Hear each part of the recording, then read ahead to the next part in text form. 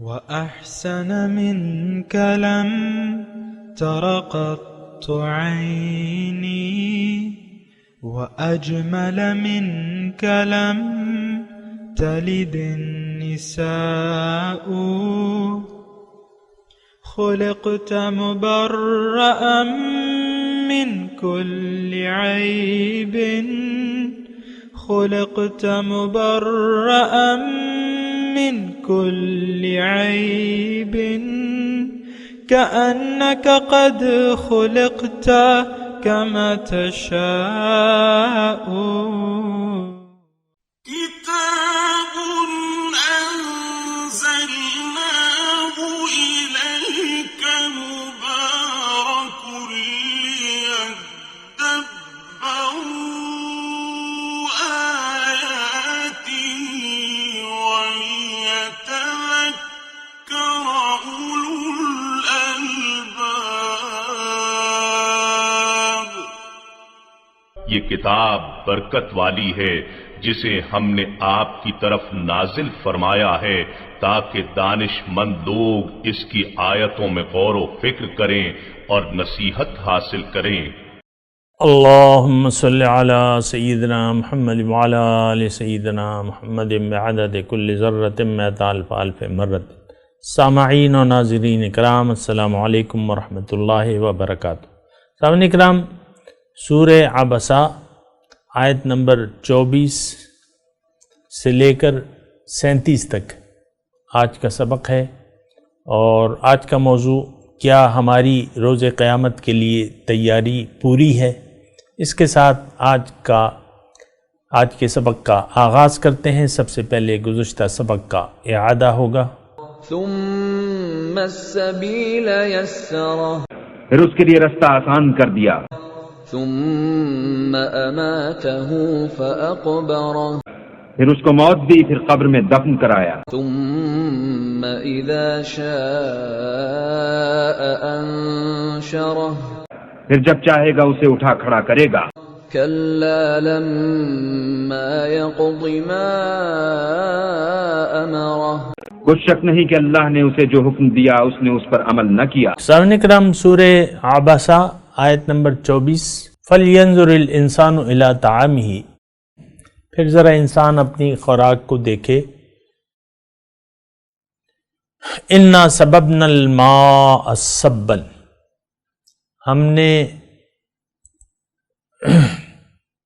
بے شک ہم نے ہی پانی برسایا۔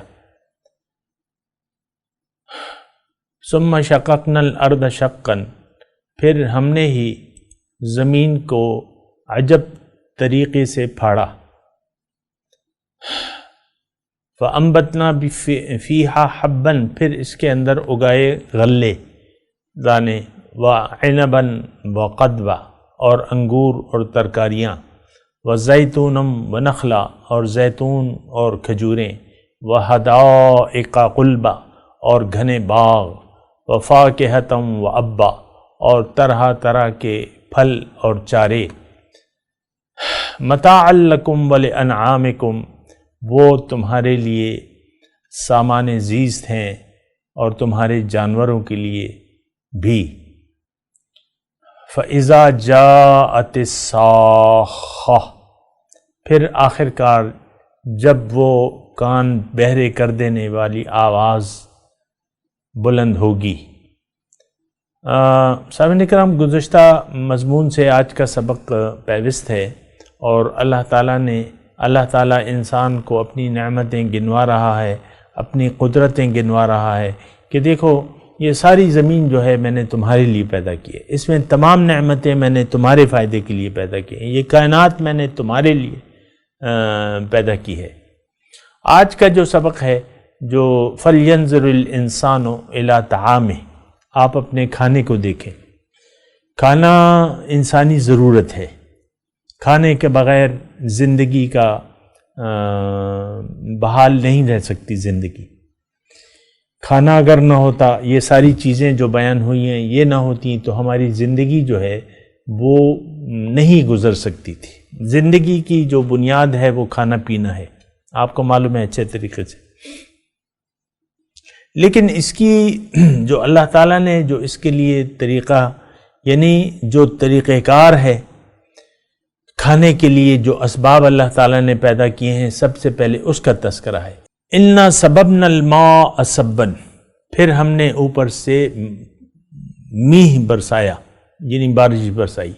اب ظاہر ہے کہ یہ جو واٹر سرکل ہے آپ کو اچھی طرح معلوم ہے کہ یہ بارش کیسے ہوتی ہے اور پھر یہ یعنی کس طریقے سے اللہ تعالیٰ ہر جگہ جو ہے.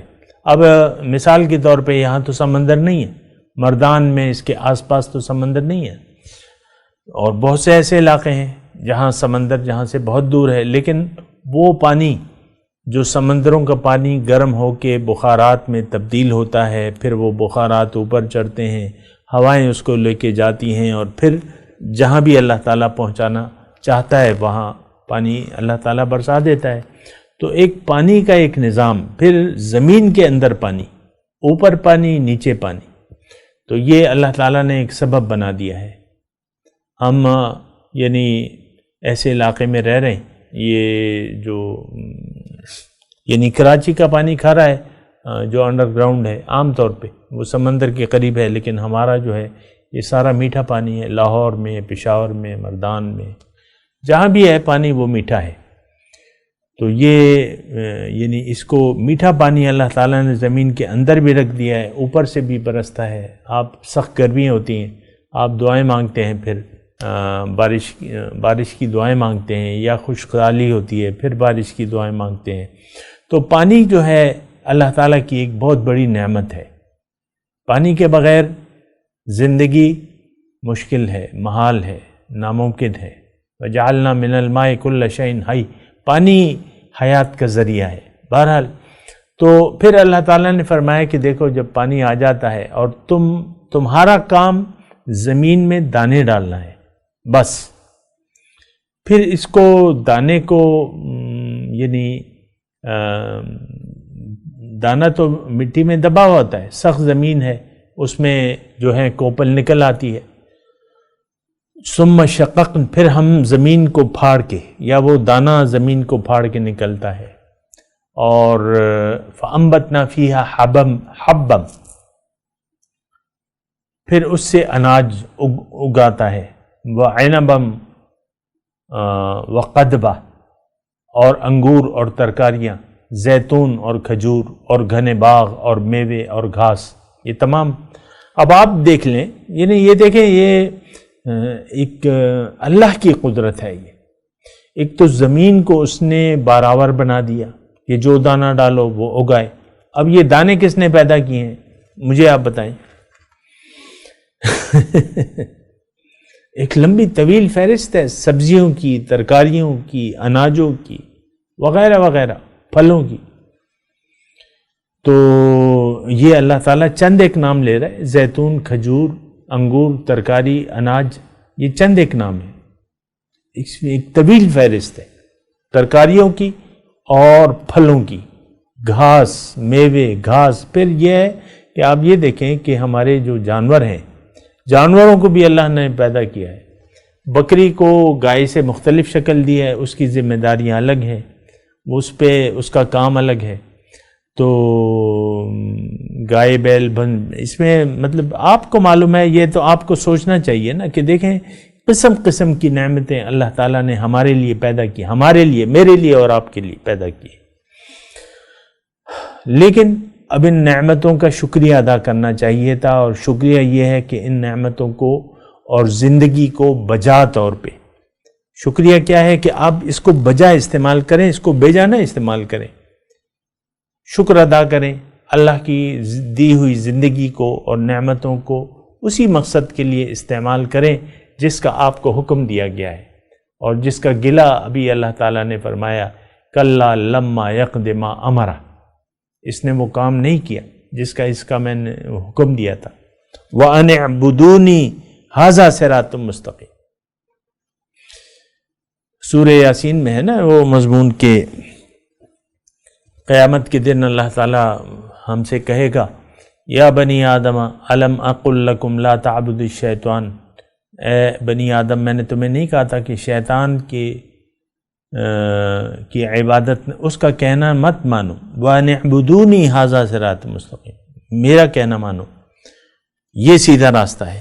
لیکن عام طور پہ دیکھیں ہم غیر اللہ کا کہنا مانتے ہیں، جو بھی ہے سب سے پہلے تو میرا نفس ہے جو خدا بن بیٹھا ہے، اور پھر بیرونی اندرونی اور بیرونی قوتیں ہیں، ہم نے یہ دل اٹھ کو دے دیا ہے، شیطان سے کہا ہے کہ بھائی تم میرے خدا ہو، بس تم جو کہو گے وہ میں کروں گا۔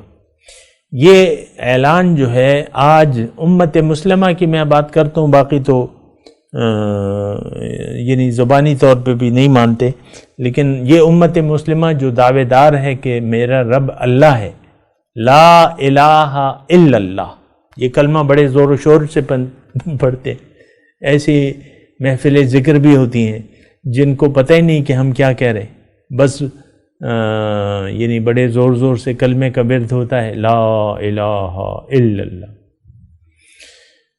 نہیں، ہم جو کلمہ پڑھ رہے ہیں نا زبان حال سے، وہ کیا ہے کہ لا الہ الا النفس، یعنی ہمارا جو عام معمول ہے، جو کلمہ ہم پڑھ رہے ہیں زبان حال سے، زبان قال سے نہیں۔ زبان قال سے تو ہم کہتے ہیں کہ لا الہ الا اللہ،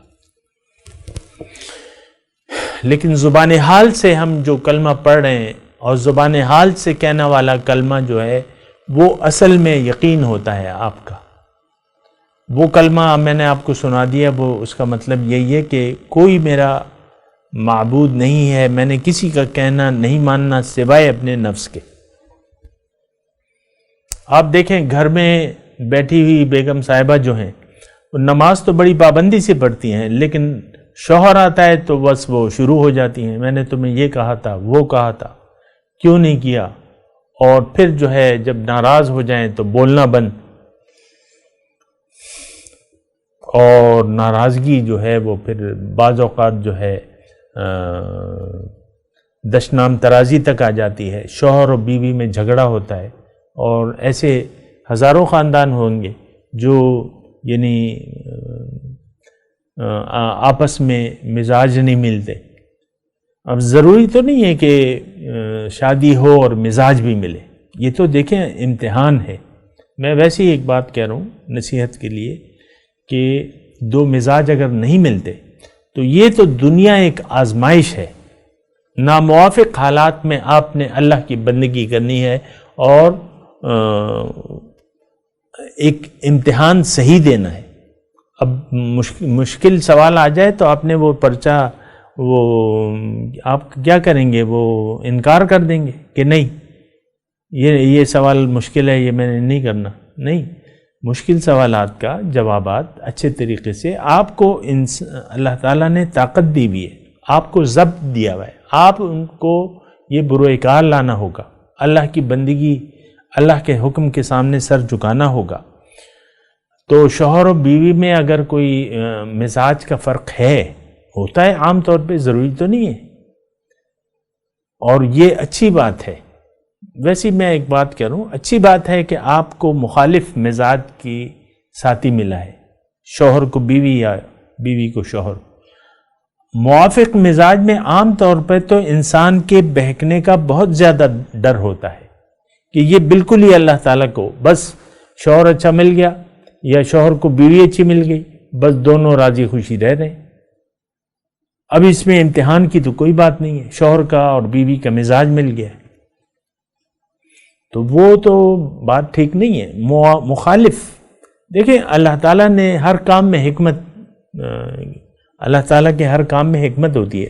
مخالف مزاج بس یہ بالکل ٹھیک ہے، یعنی عام طور پہ میں کہہ رہا ہوں کہ جو طالبان مولا ہیں ان کے لیے مخالف مزاج ہونا چاہیے کہ دونوں ایک دوسرے کو برداشت کریں اور برداشت کر کے ہی ہم اعلیٰ مناسب طے کر سکتے ہیں اللہ کے راستے پر۔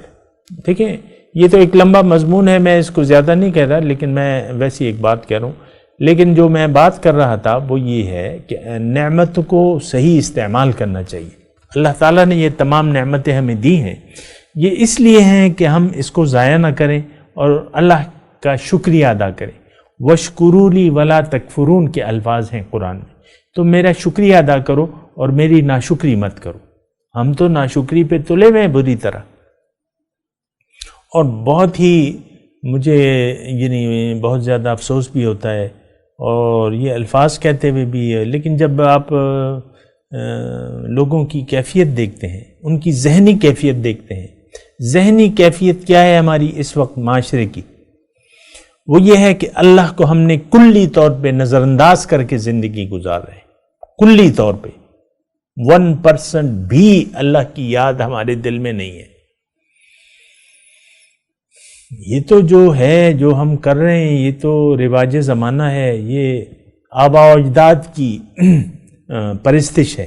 آباء و اجداد کے طریقے پر آپ چل رہے ہیں. وہ ابو نماز پڑھتے تھے، آپ کو بھی نمازی بنا کے چلے گئے. آپ کو پتہ ہی نہیں ہے نماز کیا ہے. ان کو خود نہیں پتا تھا یہ نماز کیا چیز ہوتی ہے. اللہ کی بندگی، یہ نام تو ہم مطلب ہمارے عمل میں ہی نہیں ہے. بندگی اللہ کی، یہ تو رواج زمانہ ہے، آباء و اجداد کی پیروی ہے، جیسے کہ مشرک کرتے تھے اور حضور صلی اللہ علیہ وسلم کو اور مسلمانوں کو کہتے تھے کہ یہ بے دین ہو گئے. تو اصل میں ہم بے دین ہیں. دین نہیں ہے ہمارا. دین ہمارا ہے ایک دنیا داری. بھئی دنیا داری بھی تو حکم کرنی ہوتی ہے، یہ وہ.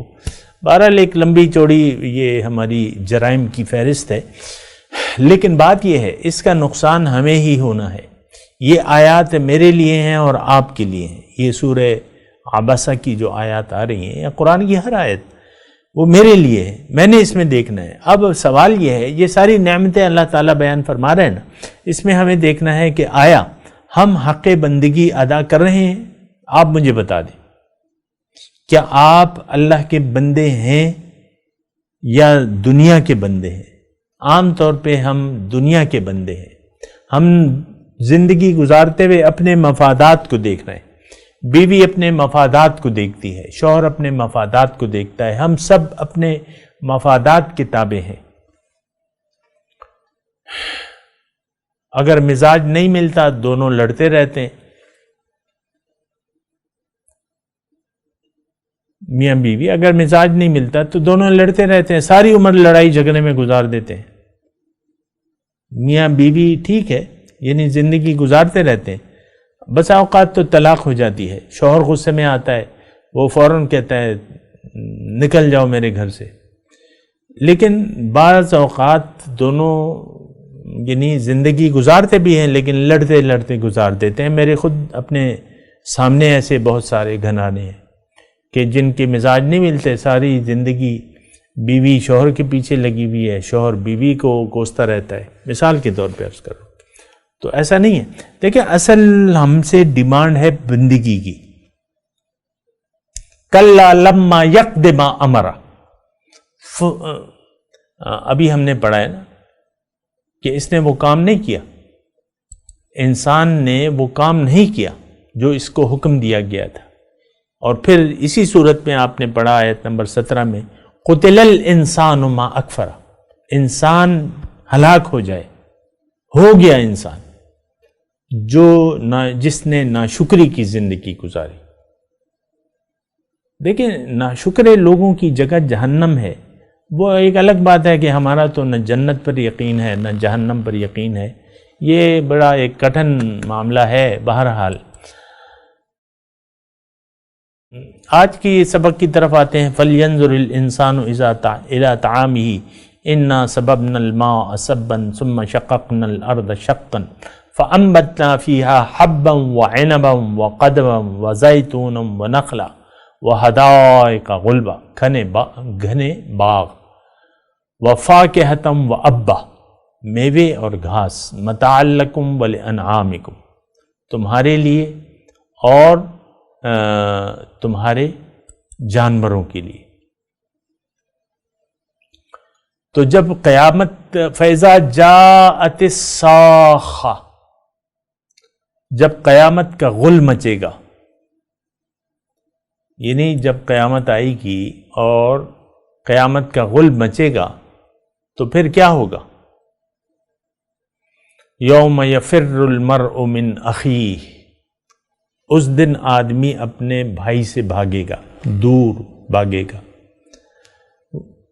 و امی و ابی ہے، اپنی ماں سے اور اپنے باپ سے، و صاحبتی ہی و بنی ہے، اور اپنی بیوی اور اپنے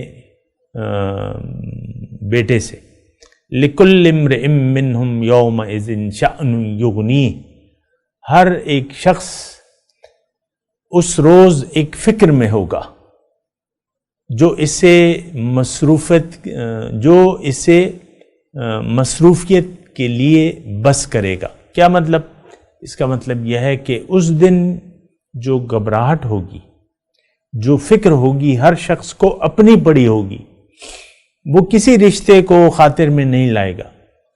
ماں سامنے آ جائے بھاگے گا اس سے، باپ سامنے آ جائے اس سے بھاگے گا، بیوی سامنے آ جائے، جو محبوب بیوی ہے یا جو محبوب شوہر ہے، چاہیے کہ دنیا میں آپ زندگی بھر رہیں، اب وہاں اگر آپ ملیں تو اکٹھے ہو جائیں، نہیں، یہ نہیں ہوگا، بھاگیں گے، اور بیوی سے اور بیٹے سے آپ بھاگیں گے، اور ہر شخص یعنی کچھ اور ہی دیکھیں، یہ اندازہ لگانا کچھ مشکل نہیں ہے، وہ دن ایسا ہوگا، ایسی گھبراہٹ والا ہوگا۔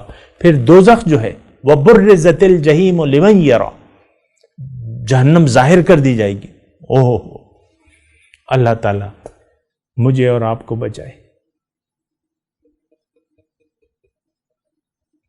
تو وہ بڑا پریشانی کا دل ہوگا۔ یہاں جو الفاظ آ رہے ہیں نا کہ فَإِذَا جَاءَتِ الصَّاخَّةُ، جب قیامت کا غل مچے گا، کیا غل ہوگا، کیا شور ہوگا، کیا ہوگا؟ بہرحال انسان کو دیکھ لینا چاہیے کہ وہ خلاصہ گفتگو کا یہ ہے کہ انسان سوچ سمجھ سے زندگی گزارے۔ ہم تو بنا کسی سوچے سمجھے دنیا کو منزل بنا کے زندگی گزار رہے ہیں، یہ بہت زیادہ خطرناک ہے یہ راستہ۔ اور آپ اور یعنی ہم سب تقریباً دوزخ کے راستے پر چل رہے ہیں۔ ایک دیکھیں جنت کا راستہ ہوتا ہے، جنت کا راستہ اللہ کی بندگی کا راستہ ہے، اللہ تعالیٰ کی جو نافرمانی ہے یہ دوزخ کا راستہ ہے۔ نو، توبہ کر لیں۔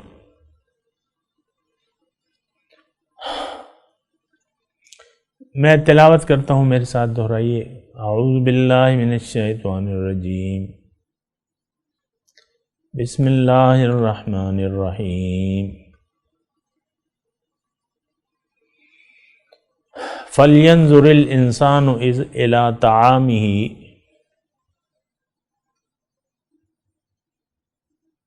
إِنَّا صَبَبْنَا الْمَاءَ صَبًّا ثُمَّ شَقَقْنَا الْأَرْضَ شَقًّا فَأَنبَتْنَا فِيهَا حَبًّا وَعِنَبًا وَقَضْبًا وَزَيْتُونًا وَنَخْلًا وَحَدَائِقَ غُلْبًا وَفَاكِهَةٍ وَأَبًّا مَتَاعًا لَكُمْ وَلِأَنْعَامِكُمْ فَإِذَا جَاءَتِ الصَّاخَّةُ يَوْمَ يَفِرُّ الْمَرْءُ مِنْ أَخِيهِ وَأُمِّهِ وَأَبِيهِ وَصَاحِبَتِهِ وَبَنِيهِ لِكُلِّ امْرِئٍ مِّنْهُمْ يَوْمَئِذٍ شَأْنٌ يُغْنِيهِ۔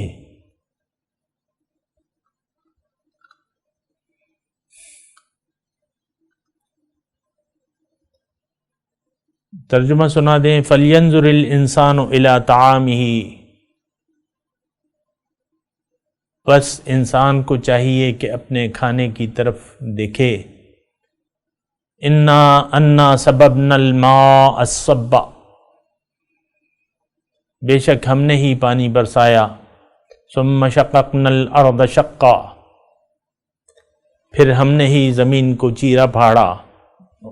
فانبتنا فیہا حبا، پھر ہم نے ہی اس میں اناج اگایا۔ وعنبا وقدبا، اور انگور اور ترکاری۔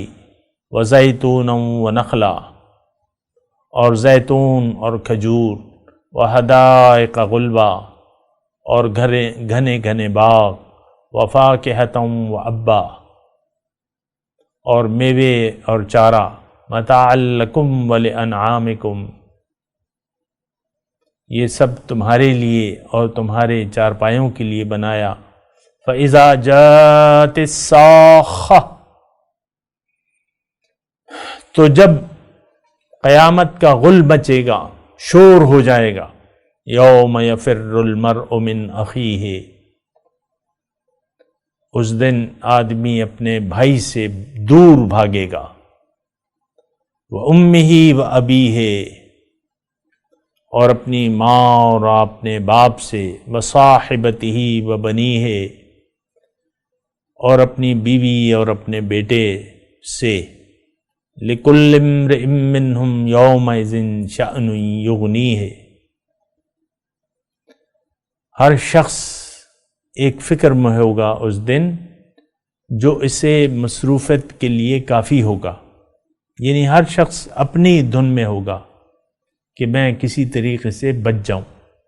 ان آیات کی تلاوت اور ترجمہ سنتے ہیں۔ فَلْيَنظُرِ الْإِنسَانُ إِلَىٰ طَعَامِهِ Let man consider his food. أَنَّا صَبَبْنَا الْمَاءَ صَبًّا We pour down water in abundance. ثُمَّ شَقَقْنَا الْأَرْضَ شَقًّا Then crack the soil open فَأَنبَتْنَا فِيهَا حَبًّا and grow in it grains, وَعِنَبًا وَقَضْبًا and grapes and herbs, وَزَيْتُونًا وَنَخْلًا and olives and dates, وَحَدَائِقَ غُلْبًا and luscious gardens, وَفَاكِهَةً وَأَبًّا and fruits and vegetables, مَتَاعًا لَكُمْ وَلِأَنْعَامِكُمْ enjoyment for you and for your livestock. فَإِذَا جَاءَتِ الصَّاخَّةُ But when the deafening noise comes to pass, يَوْمَ يَفِرُّ الْمَرْءُ مِنْ أَخِيهِ the day when a person will flee from his brother, وَأُمِّهِ وَأَبِيهِ and his mother and his father, وَصَاحِبَتِهِ وَبَنِيهِ and his consort and his children. لِكُلِّ امْرِئٍ مِّنْهُمْ يَوْمَئِذٍ شَأْنٌ يُغْنِيهِ Every one of them on that day will have enough to preoccupy him. اس کے ساتھ ہی آج کے درس کا وقت اختتام کو پہنچا۔ انشاءاللہ اگلے درس میں ملاقات ہوگی۔ وآخر دعوانا ان الحمدللہ رب العالمین، والسلام علیکم ورحمۃ اللہ وبرکاتہ۔